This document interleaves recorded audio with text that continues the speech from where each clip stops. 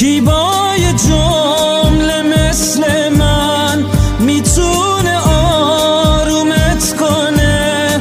اون لحظه های آخر از رفتن پشیمونت کنه. دلگیرم از این شهر سرد، این کوچه های بی عبور.